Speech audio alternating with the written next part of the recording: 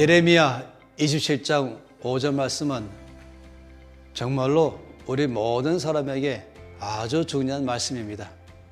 그 말씀 가운데서는 이렇게 말씀했습니다. 하나님께서 하늘과 땅의 모든 만물을 다 지으신 다음에 이것을 내가 누구한테 맡길 것인가를 주께서 결정해서 그 맡길 사람을 선택하는 기준을 말씀할 때 놀랍게도 내가 보기에 옳은 사람에게 맡겼다 이렇게 말씀했습니다.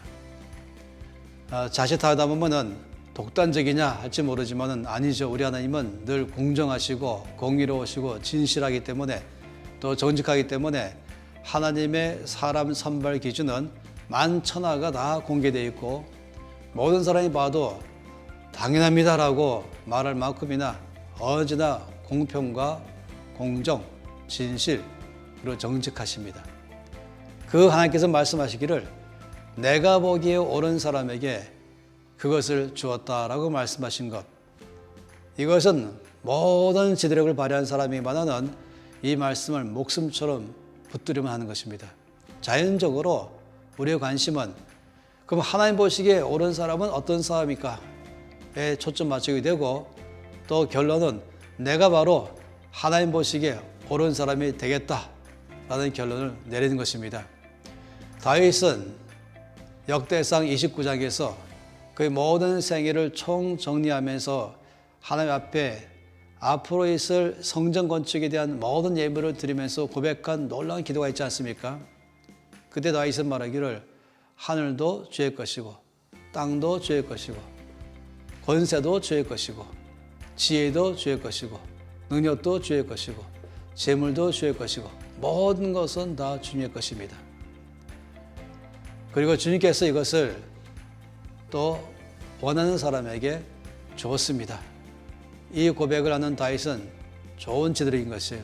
그런 사람이라면 하나님이 주시는 지도력, 하나님이 주시는 지혜, 하나님이 주시는 재능, 하나님이 주시는 힘, 권세도 내가 취하는 것이 아니라 내가 빼앗는 것이 아니라 하나님이 나에게 주시는 권세로 지도를 발휘하는 것, 또 재물도 하나님이 나에게 주신 재물을 받는 것, 이런 모든 것들은 참으로 중요합니다. 과학자라면 과학자가 갖고 있는 모든 지혜와 기술은 하나님께 속한 것입니다.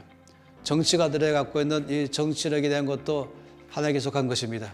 사업가들이 갖고 있는 모든 재능과 판단력과 또 재물까지도 다 하나님께 속한 것입니다. 하나님께로부터 받는 사람, 그것은 차원이 다릅니다. 내가 번 돈과 나 열심히 수고할 때 하나님이 하나님의 재물을 나에게 부어주신 것과는 다른 것입니다. 내 능력으로 일할 때와 하나님의 주신 능력으로 일할 때는 다른 것입니다. 나의 지혜로 살아갈 때와 하나님의 지혜로 살아갈 때는 참으로 다른 것입니다. 이런 면에서 우리는 이 지도력을 발휘할 때마다 하나님이 보시기에 옳은 사람이 무엇인가에 대해서 늘 관심을 가질 필요가 있는 것입니다.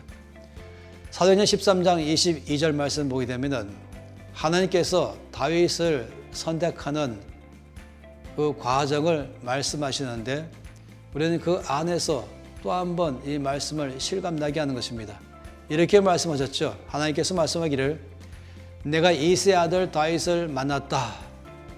만나보고 또 인터뷰도 해보고 그가 생활하는 것을 옆에서 묵묵히 관찰도 해보고 그런 과정에서 보니까 내 마음에 쏙 들었다. 내 마음에 합한 사람이다. 내 마음에 맞는 사람이다. 라고 주께서 결론 내렸습니다. 그래서는 이제 그렇다면 내가 다윗을 통하여 내 계획했던 뜻을 다 이루겠다 하시면서 하나님의 뜻을 다윗을 통해서 성취하겠다라는 말씀이 나와 있는 것입니다. 이것도 우리 가운데 큰 소리로 말씀하는 것입니다. 이 다윗으로 이제 좁혀졌어요.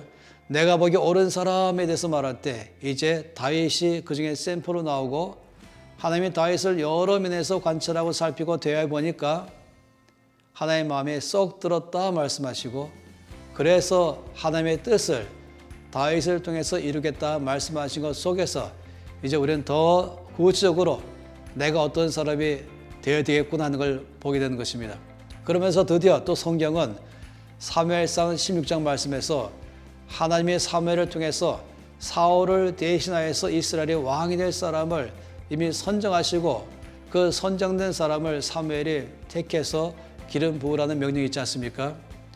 그때 하나님은 사무엘에게 이새의 집에 아들 중에 한 명을 택했다 말씀하셨지 몇째 아들인지 이름이 누군지는 말씀하지 않으셨습니다. 그래서 사무엘은 그 말씀에 순종하고 이제 뿔에다가 기름을 채워서 베들레헴으로 가고 이새를 초청하면서 그의 모든 아들들을 다 오게 만들었죠. 그리고 한 명씩 만나면서 이 중에 누가 하나님이 택하신 왕인가를 이제 봐야 되는 것입니다. 그는 첫 번째 아들 장남 엘리압을 보자마자 그 앞에 걸어올 때 보니까 너무 마음에 들었어요. 첫눈에 반했다. 뭐 이런 사람 있지 않겠어요? 이 사무엘의 눈에 첫눈에 반한 사람이 장남 엘리압이었습니다.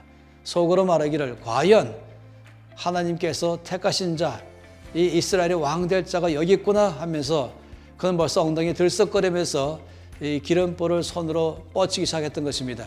그때 하나님께서 놀랍게 말씀하시기를 아니다 멈춰라라고 말씀하시면서 사람을 외모로 보지 말라라고 말씀하시고 그 사람들은 일반적으로 외모를 보고 또 용모와 신장을 볼지 모르지만은 나는 중심을 본다라고 말씀하신 것입니다.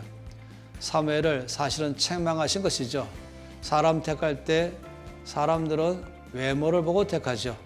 용모나 신장 보고 택하고 때로 학력이나 경력이나 나이나 뭐 여러 가지 면을 가지고 사람들을 볼 때가 많이 있지만은 하나님 말씀하기를 내가 선택하는 기준점은 바로 그 사람의 중심 보고 택한다라고 말씀했습니다. 그럼 우리는 이제 이 세 말씀 안에서 결론이 나왔습니다.